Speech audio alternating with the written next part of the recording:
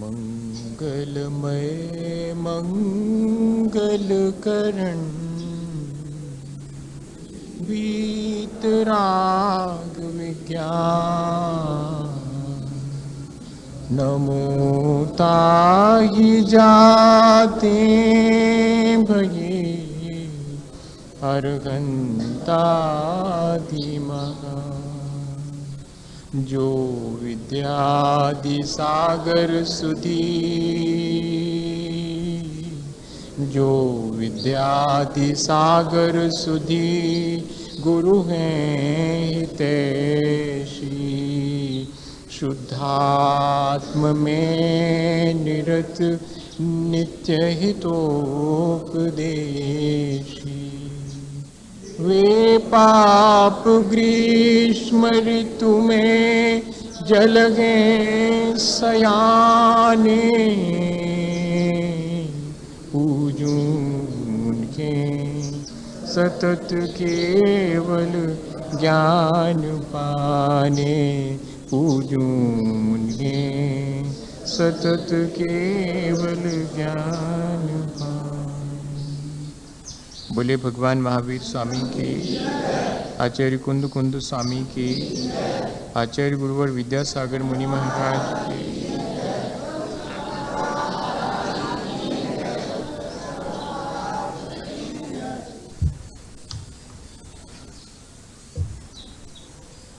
जैन दर्शन में मोक्ष का मार्ग एक ही है, पर चलने वाले अलग अलग भूमिकाओं के लोग हैं, जिसमें श्रावक भी है और साधु भी है। क्योंकि मोक्ष का मार्ग एक है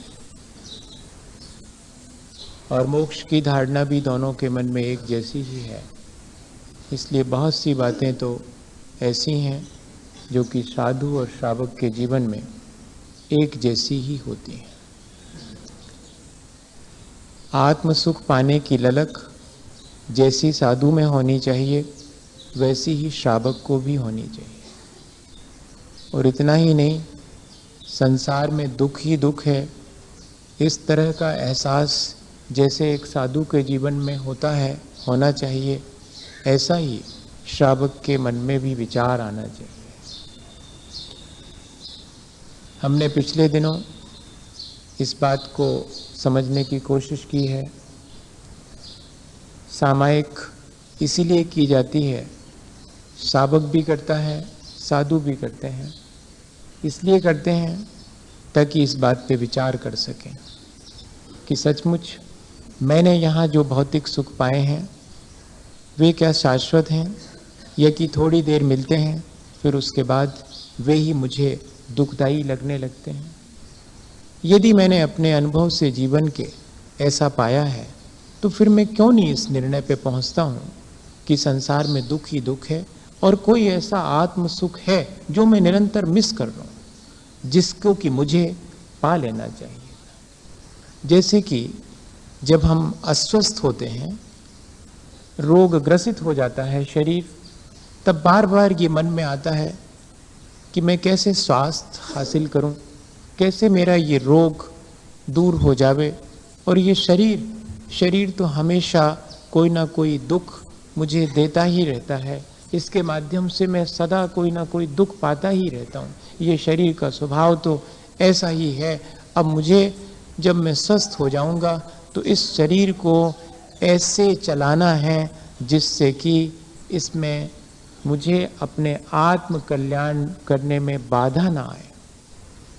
जब मैं इस तरह का अस्वस्थता के दौरान विचार करता हूँ, तो अगर हम गौर से देखें तो इस संसार में हम सब अपने आत्म स्वरूप में स्थित नहीं होने से अस्वस्थ ही तो हैं। स्वस्था स्वस्था, जो अपने आत्मा में स्थित है वही स्वस्थ है, बाकी हम सब अपने आत्मा से विमुख हैं, इसलिए अस्वस्थ ही हैं। हम शरीर के रोग ग्रसित हो जाने को अस्वस्थता कहते हैं भैया, सो ठीक है, लेकिन आत्मा और हमारी चेतना कितनी रोग ग्रसित है, कितनी पतित हो रही है, निरंतर अपने काशायक भावों के द्वारा, उसके स्वास्थ्य की फिक्र हम नहीं करेंगे क्या? हमें उसके स्वास्थ्य की फिक्र भी करनी चाहिए, तो मैं उस स्वास्थ्य को पा सकता हूँ, मैं अपने उस आत्म सुख को पा सकता हूँ, ये हमारे भीतर विश्वास जागृत हो जाए। शाबक और साधु दोनों ही इस बात के लिए निरंतर प्रयत्न करते हैं, सुबह दोपहर शाम बैठकर इस संसार के प्रपंच से थोड़ी देर को अलग हट करके और विचार करते हैं कि कब पाऊंगा मैं अपने उस आत्मा का सुख। वैसे तो हम दिन भर यही विचार करते हैं कि कब मिलेगी मुझे वो चीज़ जिससे मुझे सुख मिलेगा, और वो एक चीज़ वो देख के आया था बाजार में, वो जब तक नहीं पालूंगा तब तक तो चैन से नहीं बैठूंगा, तब तक तो सुख है ही नहीं। जब हम संसार की चीज़ों में सुख मानकर उन्हें पाने के लिए निरंतर विचार करते हैं, तो मेरा जो आत्मा का सुख है उसे पाने के लिए कभी कोई समय दिन भर में हम तय नहीं करेंगे विचार करने के लिए। और जो इस तरह अपने दिन भर के शेड्यूल में इस चीज़ को शामिल कर लेता है, वही तो सामायिक प्रतिमा को धारण करने वाला श्रावक है, या वही तो सामायिक चारित्र को पालन करने वाले मुनिजन हैं। और कोई विशेष बात नहीं है, उद्देश्य उसका सिर्फ एक ही है कि मुझे इस संसार के प्रपंच में थोड़ा समय तो मिले जिसमें कि मैं विचार कर सकूं कि आत्मा का सुख पाने के लिए मुझे क्या करना चाहिए। और इतना ही नहीं, इन संसार के दुखों से बचने के लिए मुझे क्या करना चाहिए। दोनों ही चीजें एक ही जगह ले जाएंगी, अलग अलग नहीं ले जाएंगी। यदि मैं ऐसा विचार करूं कि आत्मा के सुख पाने के लिए क्या उपाय करूं, तो भी मुझे वही करना पड़ेगा जो कि संसार के दुखों से बचने के लिए करना। मैं किन चीजों से विमुख हूं और किन चीजों को अपने सम्मुख रखकर उनमें प्रवृत्त हूं, प्रवृत्ति कैसी करूं और निवृत्ति मेरी कैसी हो, इन दोनों का यदि हम समायोजन कर ले व्यवस्थित रूप से, फिर देखिएगा जीवन का आनंद। हमको करना सब है, लेकिन हमारे अंदर जो विचार हैं वे हम व्यवस्थित कर लें, तो हमारे द्वारा किए जाने वाली सारी चीज़ें व्यवस्थित हो जाएंगी। विचार से ही सारे कर्म की धाराएं निकलती हैं। जैसे कि नदी के उद्गम से नदी निकल करके विभिन्न धाराओं में फैल जाती है, और नदी का उद्गम अगर विषाक्त हो जाए तो उससे निकलने वाली सारी धाराएं विषाक्त हो जाती हैं। ठीक ऐसे ही जीवन में विचारों के ऊपर है। हमारे अंदर अगर आत्म सुख पाने का विचार है, अगर संसार के दुखों से बचने का विचार है, एक ललक हमारे भीतर है, तब फिर देखिएगा हमारे सारे कर्म उसी के अनुसार व्यवस्थित होते चले जाएं। और जिसके भीतर ऐसा कोई कॉन्सेप्ट ही नहीं, जिसके भीतर कोई ऐसा दृढ़ संकल्प ही नहीं है कि मुझे इस तरह करना है, सिर्फ एक बाहरी विचार है कि हाँ आत्म सुख पाना है, होता होगा कुछ, कभी देखेंगे, अभी तो बहुत काम है मुझे संसार के। नहीं, ऐसे हम नहीं पा पाएंगे उस चीज को जब तक हम संकल्पित नहीं होंगे, जब तक हमारे भीतर ये बात ललक पैदा नहीं कर देगी, हमारे भीतर इस बात का उत्साह जागृत नहीं होगा कि मुझे तो अब कर ही लेना। तब फिर आचार्य भगवंत जब किसी को इस बात की इच्छा जागृत होती है कि मैं आत्म सुख कैसे पाऊं, तो उपाय बताते हैं, या इस बात की इच्छा जागृत होती कि संसार के दुखों से बचूं, तब उपाय बताते हैं। और ज़्यादा कठिन नहीं है। पहले वे हम ही से पूछते हैं कि ये बताओ, संसार में अगर दुख का कोई कारण है तो कौन सा है? संसार में दुख का कारण ये सब लोग, ये संसार ही तो मेरे लिए दुख का कारण है। ये ज़रा ठीक हो जाए तो मुझे बहुत सुख हो जाएगा।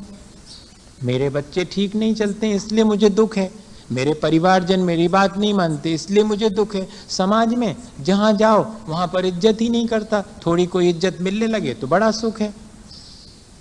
ऐसा तो बहुत बार विचार करके देख लिया है कि संसार में ये दुख के कारण हैं। अच्छा, तो जिनको ये चीजें मिल गई हैं वे सुखी हैं क्या?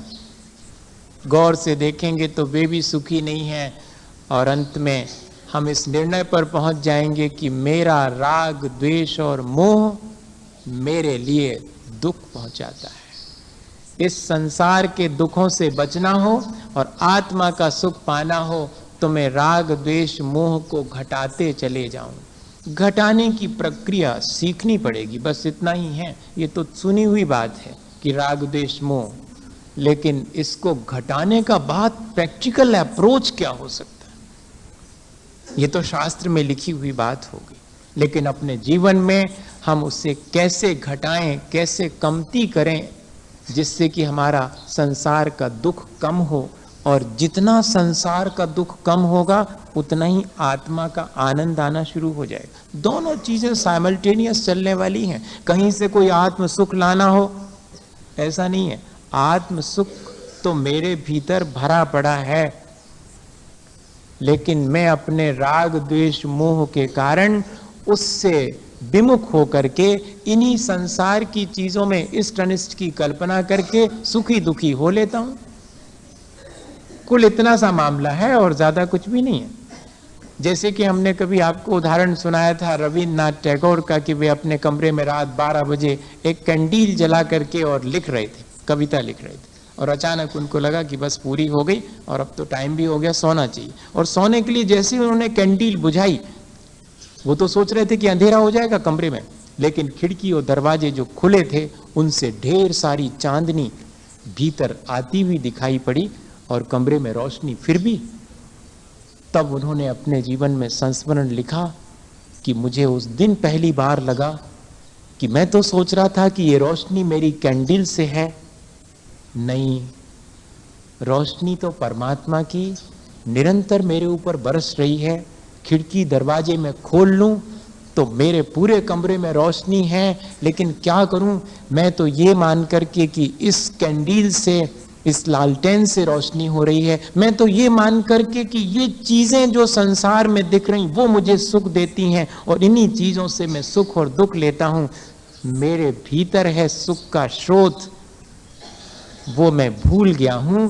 इस कैंडील में जैसे मैं बाहर की चांदनी भूल गया था, ऐसे ही इस बाह्य सुख में, भौतिक सुख में मैं अपने आत्मा के सुख को भूला हूं।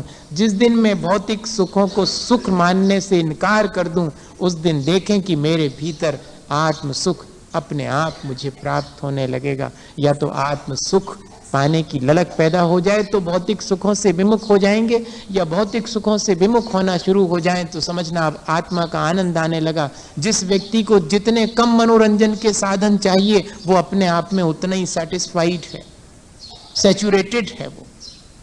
और जिसको बाहर के अम्यूजमेंट और बाहर के मनोरंजन की बहुत जरूरत है, समझना बहुत दुखी, बहुत पीड़ित है भीतर से, इसलिए बाहर कहीं सुख और शांति की खोज कर रहा है।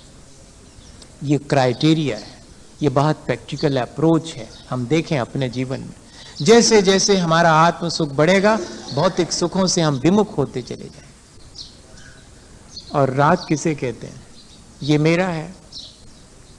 द्वेष किसे कहते हैं? ये मेरा नहीं है, ये अपना है। ये राग है, ये पराया है, ये द्वेष है। ये मेरा नहीं है इसलिए हटाओ इसको, ये मेरा है इसलिए लाओ इसको। 24 घंटे इसके अलावा कुछ और करते हैं? मुझे बताओ, मुझे क्यों बताओ? अपने आप से ही पूछो और अपने आप को बताओ। काहे को किसी और को बताओ? किससे बताने जाएंगे?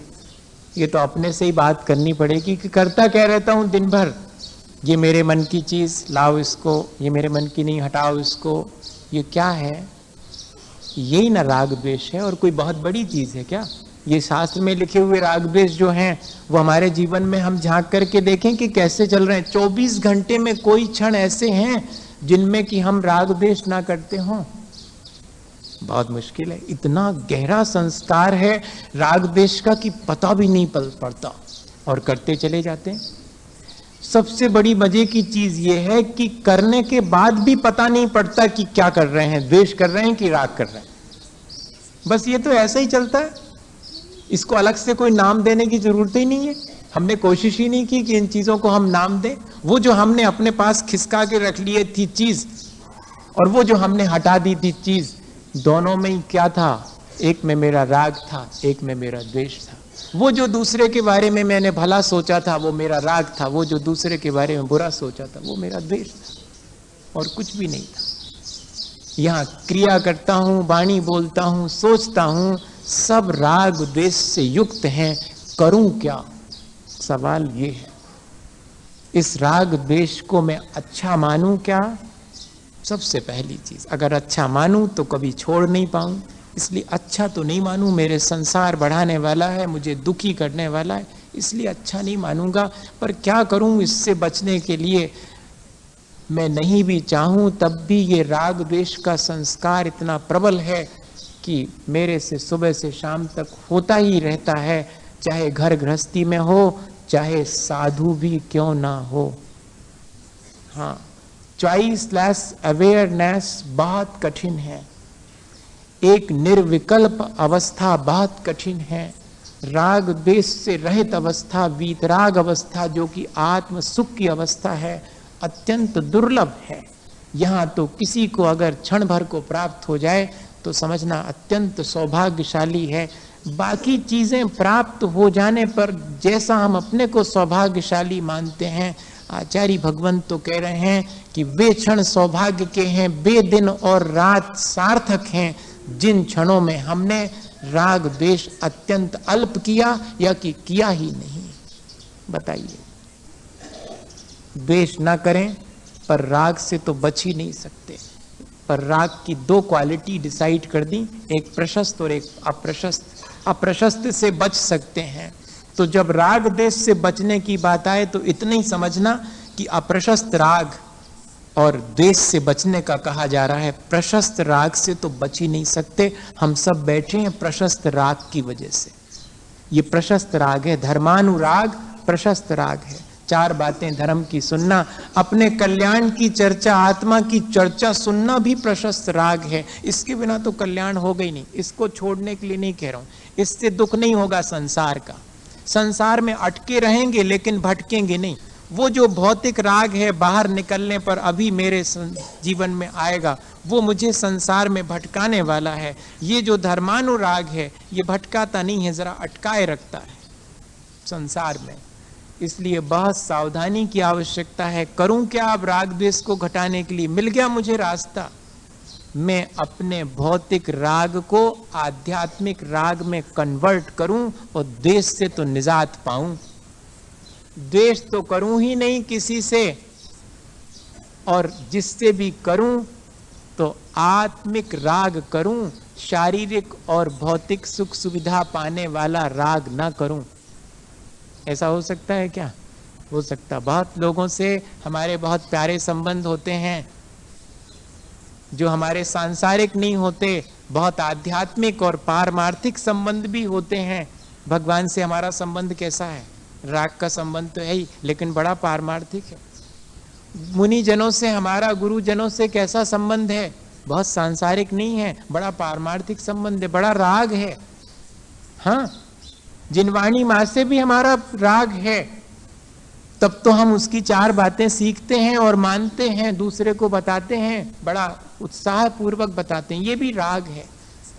हम ऐसा प्राणी मात्र के प्रति कर लेवें जिससे कि हमें भौतिक सुख नहीं चाहिए, हमें आत्म सुख पाने की ललक है। इसलिए जिससे भी हमारा संबंध है उससे हम एक ही संबंध रखेंगे कि आत्म सुख पाना है। इसलिए मैं आपसे जुड़ा हूं, आपसे राग मेरा है अगर, तो इतना ही है कि मैं उस आत्म सुख को पाने में माध्यम बना सकूं। हमारे राग द्वेष हमारे अनचाहे कैसे हो जाते हैं, एक उदाहरण से समझ लें अपन, तो जल्दी समझ में आ जाएगा, याद भी रह जाएगा। एक राजा अपने मंत्री के साथ में रोज निकलते थे मॉर्निंग वॉक पर घूमने के लिए। सुबह भी जाते थे, शाम को भी, दोनों टाइम। अब वो एक दुकान के सामने से निकलते थे तो उनके मन में पता नहीं बहुत बेचैनी होने लगती थी। और वो इतने बढ़िया दुकान थी, चंदन बेचने वाले की दुकान थी, बड़ा साहूकार था वो चंदन बेचने। उसकी दुकान के सामने से निकलते तो राजा के मन में और बड़ी बेचैनी होती कि इस दुकानदार को पकड़वा करके जेल भिजवा दूं, और जेल क्या भिजवा दूं, इसको तो फांसी दे दूं। अरे बात ना बात कुछ भी, जबरदस्ती का कोई लेना देना नहीं, और मन में ऐसा विचार। ये हमारे भीतर उठते कैसे हैं ऐसे भाव, जबकि हमने नहीं सोचा, फिर भी द्वेष का भाव, फिर भी राग का भाव। कुछ तो पुराने संस्कार और कुछ एक दूसरे का प्रभाव। हाँ, एक संसार में अपने को एक दूसरे के प्रभाव से बचाए रखना। हम राग नहीं करना चाह रहे, लेकिन सामने वाले का राग हमारे भीतर राग उत्पन्न करेगा, सामने वाले का द्वेष हमें द्वेष करने के लिए प्रेरित करेगा। करें नहीं करें ये बात अलग है, कोई गाली दे हमें गुस्सा होना कि नहीं होना ये हमारी चॉइस, लेकिन वह कारण तो बनेगा। और ऐसे संसार में जहां की राग द्वेष की बहुलता है, मेरे भीतर भी राग द्वेष का संस्कार बहुत है, मैं राग द्वेष घटाने की चर्चा कर रहा हूं। चर्चा से काम नहीं चलेगा, प्रैक्टिकल उपाय करना पड़ेगा बहुत। और वही उपाय हम देख लें। अब मन में विचार आना शुरू हुआ। मंत्री जी से कहा कि मंत्री जी बात क्या है, मैं किसी सबसे छुपा सकता हूँ, आपसे नहीं छुपा सकता हूँ, आप मेरे सलाहकार हैं, सलाह दें और पता करें कि ऐसा क्या बात है। मैं जब भी इस दुकान के सामने से निकलता हूँ, चंदन की सुगंध तो आती है, पर मन में विचार आता है कि इसको मैं और फांसी तक दिलवा दूं, पता नहीं क्या बात है। मंत्री जी ने कहा कि ऐसा हो ही नहीं सकता, आपके भीतर कोई भाव आया है तो जरूर कोई ना कोई बात होगी, मैं पता करूं। और मंत्री जी ने पता कर लिया, और पता करने के बाद राजा से तो कुछ नहीं कहा। कहा राजन एक आज्ञा दें, कोष में से मुझे कुछ पैसे दिलवा दें। काहे के लिए चाहिए कोष में से पैसे? राजन मैं कुछ चंदन खरीदना चाहता हूं। खरीद लो, उसमें क्या है। और दुकानदार के पास जाकर के जितना उसका चंदन था सारा खरीद लिया मंत्री जी ने, और भेज दिया राजा के पास, रखवा दिया स्टोर में। अगले दिन से राजा निकलते हैं, अब लेकिन उनके मन में ऐसा कोई भाव नहीं आता। अब तो उनके मन में आता है कि कितना बढ़िया है ये सेठ। अरे कोई बात नहीं हुई, कुछ दिन पहले ऐसा विचार आता था, आज ऐसा आने लगा। मेरे अंदर उठने वाले राग द्वेष के परिणामों पर मेरा भी बस नहीं है। ऐसा भी है संसार में। अब मंत्री जी से कहा कि मंत्री जी बात क्या हुई, आपने ऐसा क्या जादू कर दिया? बोले राजन जानना चाहेंगे? हाँ जरूर जानना चाहूंगा। बात ये थी कि इस व्यक्ति ने, जब आप बीमार हुए थे, जब राज वैद्यों ने कह दिया था कि आपका बचना मुश्किल है, तब इसने ढेर सारा चंदन आपके दाह संस्कार में काम आएगा इसलिए खरीद लिया था। हाँ, अब फिर उसके बाद कर्म धर्म संयोग से आप राज वैद्यों के उपचार से स्वस्थ और प्रसन्न हो गए, और रोज सुबह शाम घूमने निकलते हैं। जब जब तब इसके मन में आता है कि मेरे चंदन का अब क्या होगा, कौन खरीदेगा? राजा ही खरीद सकता था और ये तो मर ही नहीं रहा। क्या ये जब मरेगा, राजा जब मरेगा तब मेरा चंदन काम आएगा। ये जो विचार है वो विचार आपके भीतर इसके प्रति कलुषता लाता है। और इसलिए जब मैंने पता किया तो इसकी पीड़ा समझ करके मैंने सारा चंदन खरीद लिया, और जैसे ही चंदन खरीदा आपके प्रति इसके मन में सद्भाव उत्पन्न हो गया, और इसके सद्भाव की वजह से आपके मन में भी इसके प्रति दुर्भावना हट गई। भैया ऐसा ही हम सबके साथ है। हम नहीं चाहते राग द्वेष करना, लेकिन अगर हमने अपने जीवन में दूसरे के प्रति वैसे परिणाम किए होंगे तो दूसरे के अंदर भी वैसे परिणाम आएंगे, और जिससे प्रभावित होकर के हम पुनः इसी प्रक्रिया को करते रहेंगे, और एक विशेष सर्कल हम देखें तो राग द्वेष का हमारे चारों तरफ देखने में आता। करना सिर्फ इतना ही है, ये तो सिर्फ समझने के लिए है। करना इतना है कि द्वेष तो किसी से नहीं करना भैया, जिससे हो उससे भी खारिज कर दो आज जा कर के, कौन पड़े झगड़े में।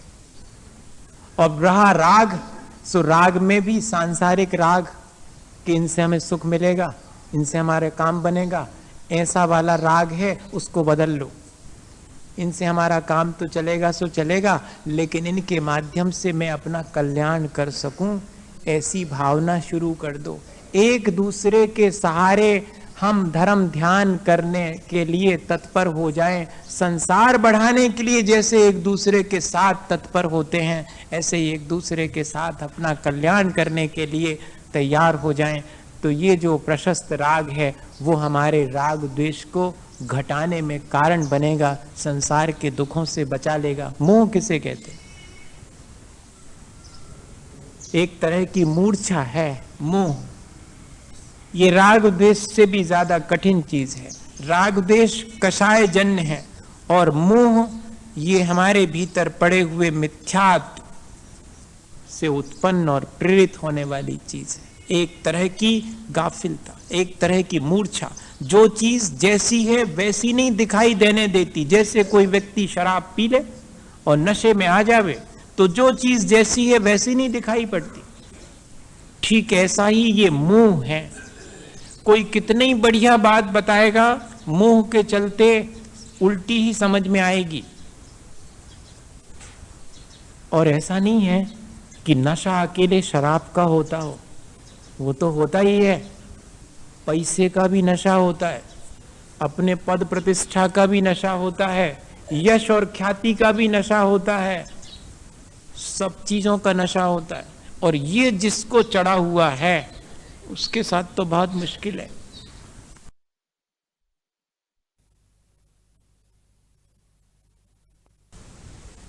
संसार के दुखों को भी दुख नहीं मानेगा इस मोह के चलते।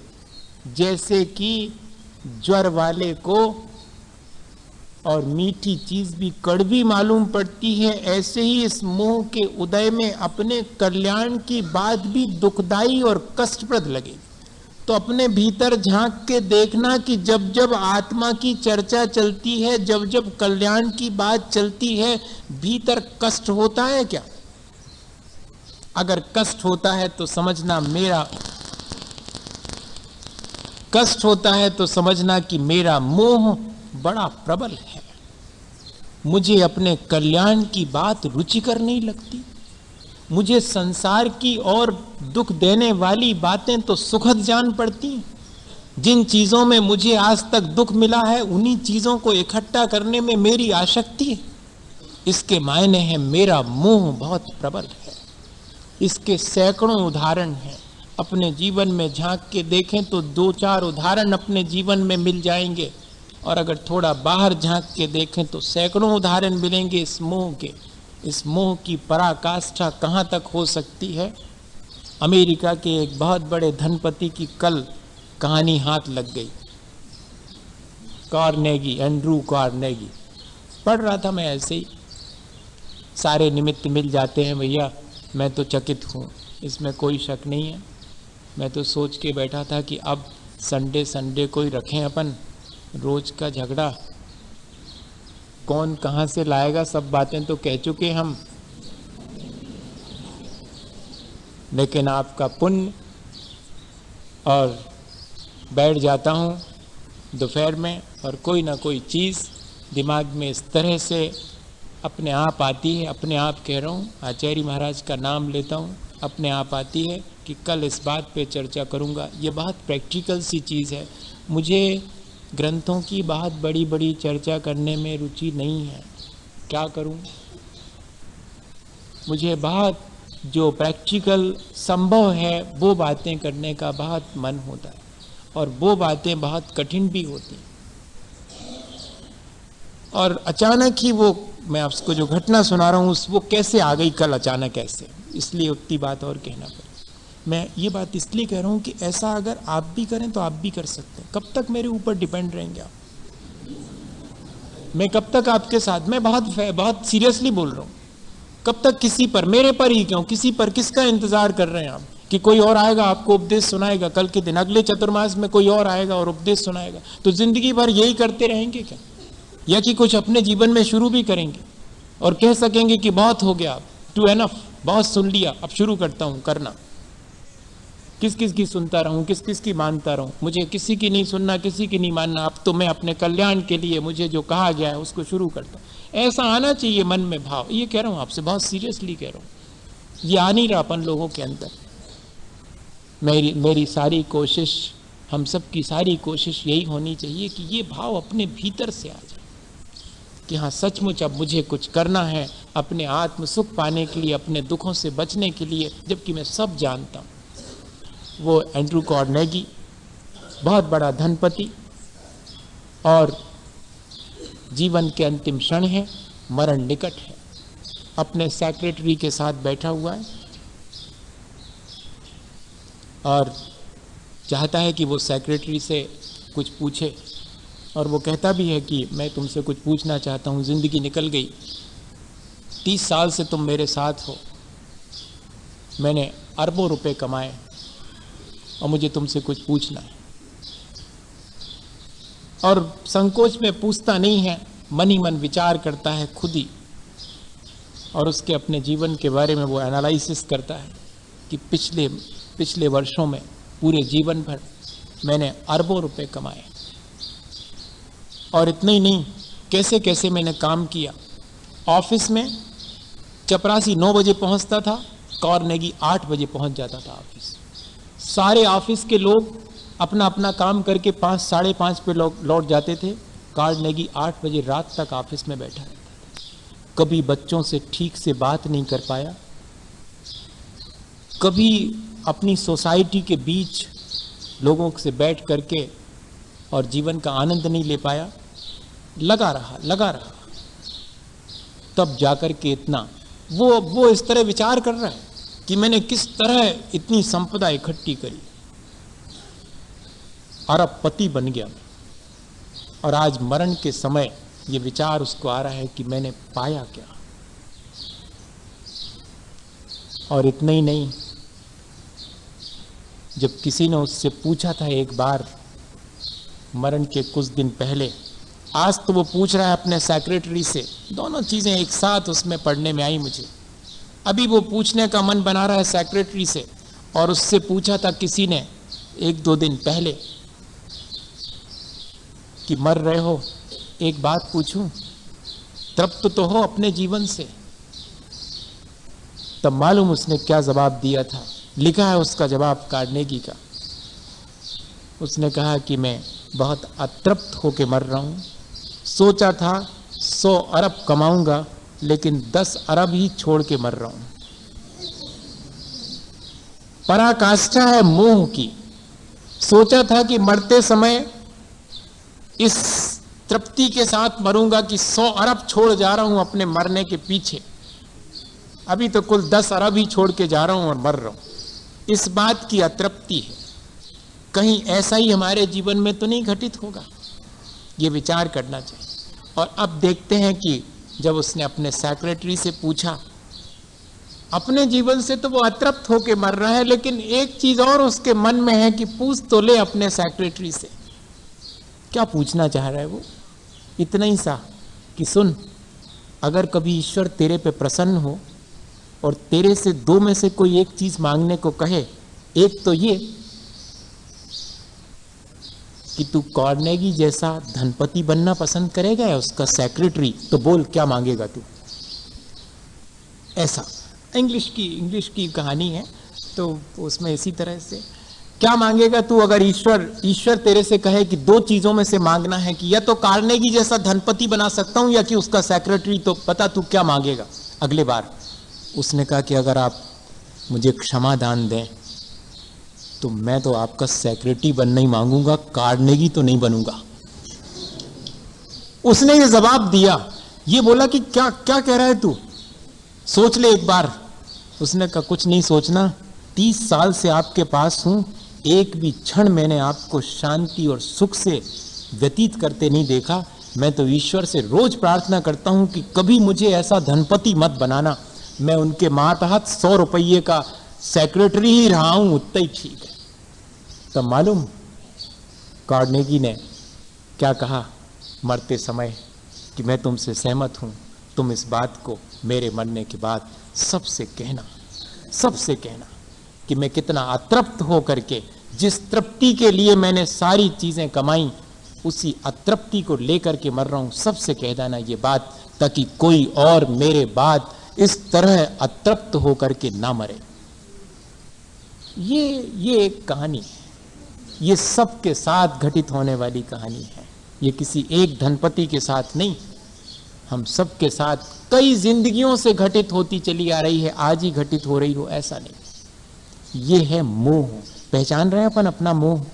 नहीं, लिखा तो है किताब में मोह, लेकिन पहचान में आ गया? आज तो पहचान में आ गया होगा कि यही है, ये मामला बहुत गड़बड़ है।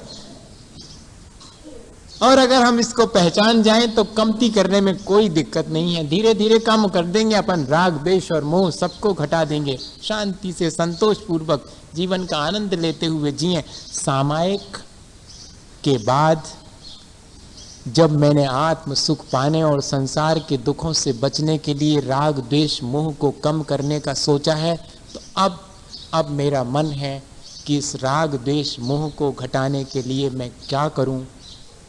अभी तो इस राग द्वेष मोह को घटाने के लिए घंटे घंटे भर दिन भर में 3 बार बैठता हूं। अब तो मेरा मन है कि माह के 4 पर्व के दिनों में कम से कम पूरे दिन इस राग द्वेष और मोह से बचने के लिए कोई उपाय करूं।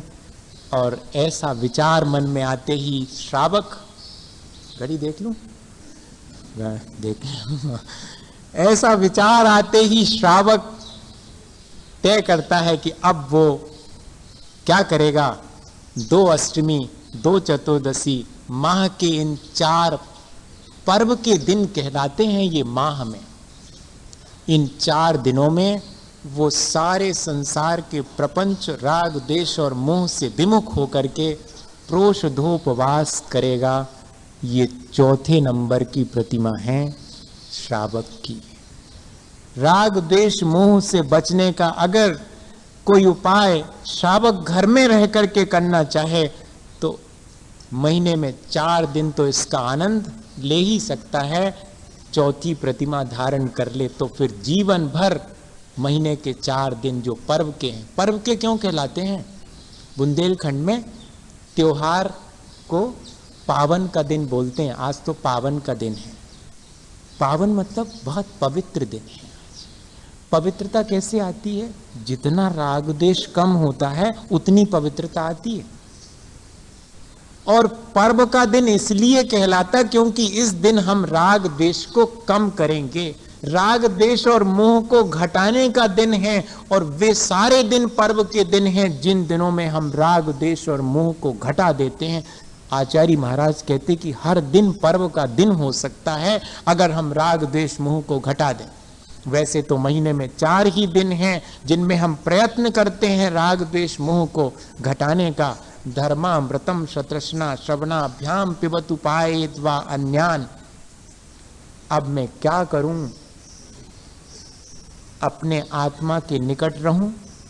उपवास के मायने हैं अपने आत्मा के निकट रहना, अंतर्मुख हो जाना। वैसे हम बाकी दिनों में बहिर्मुख होते हैं, संसार में विचरण करते हैं, सबको देखते हैं, जानते हैं, बिगड़ भी लेते हैं, राग द्वेष भी कर लेते हैं। अब आज का दिन बिगड़ने का दिन नहीं है, आज का दिन प्रपंच में पड़ने का नहीं है, आज का दिन तो अपने आत्मा के निकट बैठना का है। और जो अपने आत्मा के निकट बैठेगा फिर उसको रसोई घर के निकट जाने की जरूरत नहीं पड़ेगी। इसलिए ऑटोमेटिकली उसके जीवन में घटित होगा। आत्मा के निकट बैठने वाला फिर 4 प्रकार के भोजन के निकट जाने की कोशिश नहीं करेगा। इसलिए दूसरी परिभाषा बना दी कि 4 प्रकार के भोजन का त्याग कर देना उपवास है, और यह कि 4 कषायों का त्याग कर देने का नाम उपवास है। अकेले 4 प्रकार के भोजन का त्याग करने का नाम उपवास नहीं है, वो तो लंघन है। वो तो बाहर कोई भी भिखारी सुबह से नहीं मिलता है तो शाम तक भूखा रह जाता है, वो चीज़ अलग है।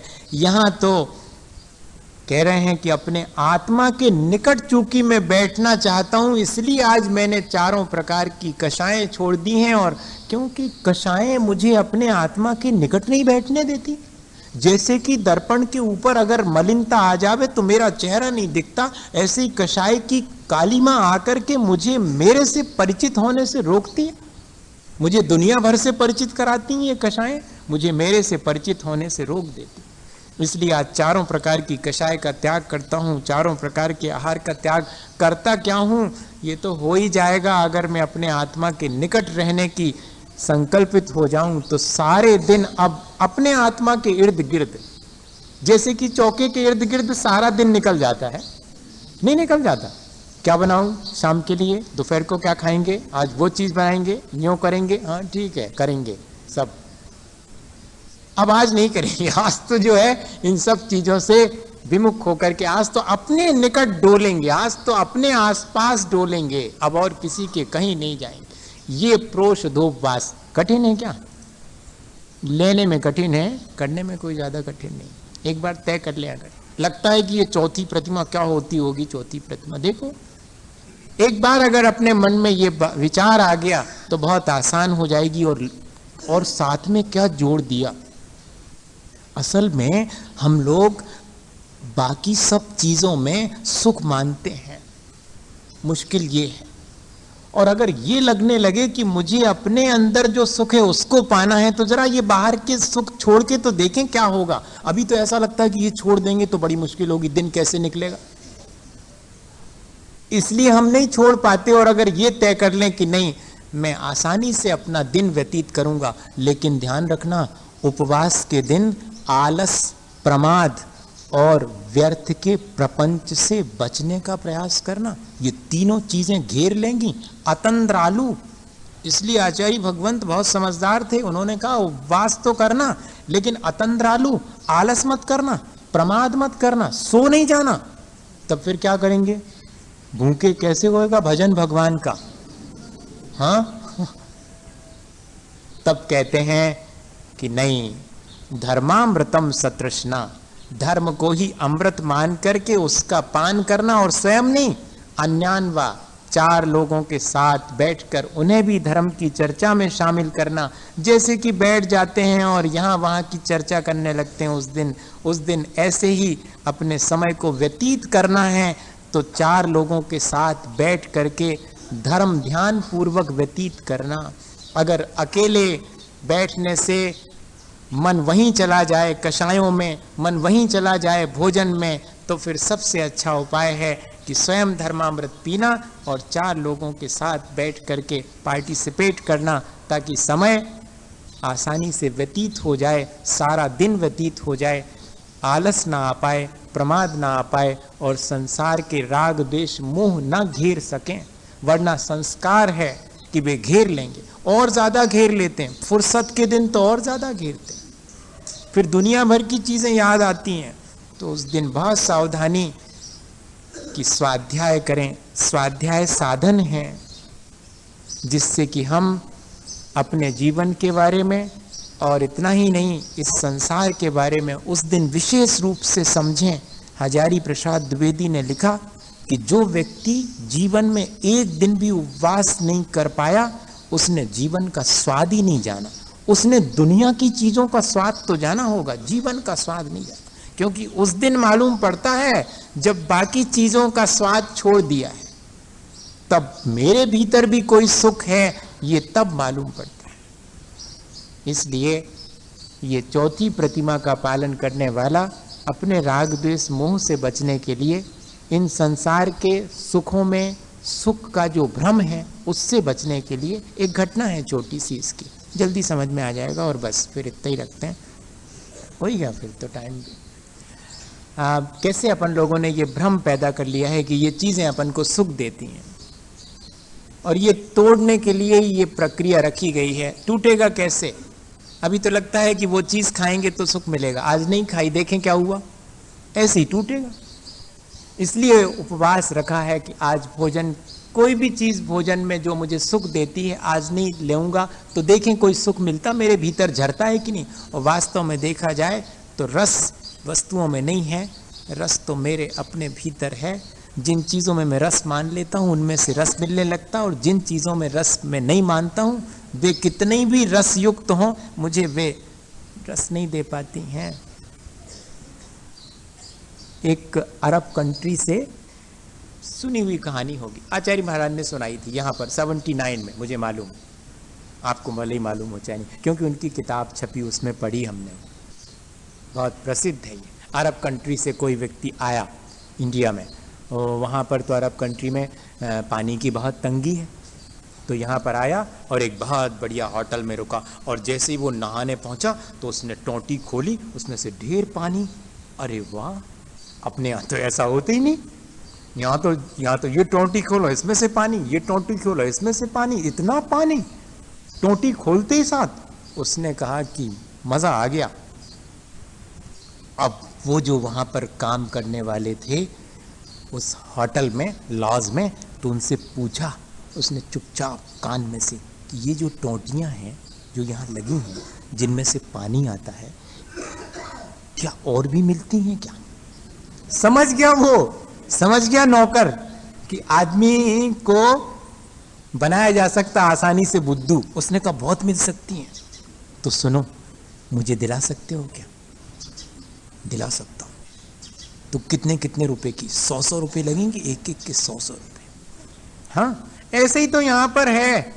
हम सोचते हैं कि इस चीज़ में सुख मिलेगा, और एक बार हमने सोच लिया कि इस चीज़ में सुख मिलेगा। हमने देखा है एक छोटी सी बिटिया को इंदौर के अंदर, आश्चर्य करेंगे आप, मुझे याद आ गया अचानक, टेलीविज़न पर उसने देखी होगी 5 ग्राम की क्रीम, 5 ग्राम की ट्यूब क्रीम की एडवर्टाइजमेंट, और उसने कहा कि इसके बिना तो मुझे सुख ही नहीं है। दुकानदार के पास जाती, पूछती कितने की है? 95 रुपए की। 95 रुपए की 5 ग्राम की ट्यूब।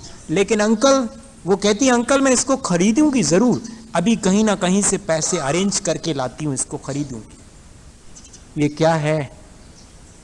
हमें उस पर हंसी आ रही है कि वो टोंटी 100 रुपए की कह रहा है, और हम कह रहे हैं क्या, दे दो 100 रुपए की दे दो टोंटी। और ये जो बाहर चीजें पड़ी हुई हैं, चाहे जितने दाम दे करके हम उनमें से सुख नहीं पाना चाहते। हम में और उसमें ज्यादा अंतर नहीं है भैया। अगर ऐसे हम घटित करें, और उसने ले ली 1 दर्जन टोंटियां 100 रुपए की, रख ली उसने अपने थैले में। क्यों? उसको तो मालूम पड़ गया था कि ये खरीद लूंगा मैं तो ढेर पानी अरब कंट्री में ले जाऊंगा, और बस, और रात अरे आप समझ गए, आप जल्दी से हमारी पूरी नहीं हो पाई वो अभी। तो उसने क्या करा, फिर वो चला वो टोंटियां रख करके बैग में, और जब ट्रेन में बैठा तो उसने रात में उसके मन में आया कि देखें अब लेके जा रहे हैं, देखें तो थोड़ा सा खोल करके देखेंगे, अब भी आएगा उसमें से पानी। और उसने रात में बैग में से धीरे से, जब सब सो गए, तो एक टोंटी निकाली, खोली, कहाँ उसमें पानी। दूसरी निकाली, खोली, उसमें कहाँ। उसने कहा ठगे गए। उसका जो मित्र था, जो कि चुपचाप उसे देख रहा था, उसने कहा किसी ने तुम्हें ठगा नहीं है, तुम खुद ठगाए गए।